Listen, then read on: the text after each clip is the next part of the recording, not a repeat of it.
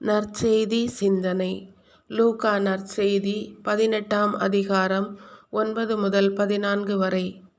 தாழ்ச்சி. இன்றைய நற்செய்தியில்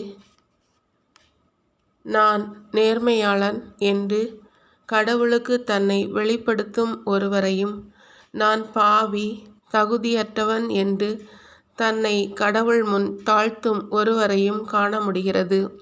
பல நேரங்களில் நாம் பிறருக்கு செய்யும் உதவிகளும் நீதியும் நேர்மையும் நிறைந்த செயல்பாடுகளும் கூட கடவுளின் விருப்பப்படி இல்லாததாகவும், சுயநீதி அல்லது சொந்த விருப்பத்தின் அடிப்படையில் அமைவதாகவும் இருக்கிறது.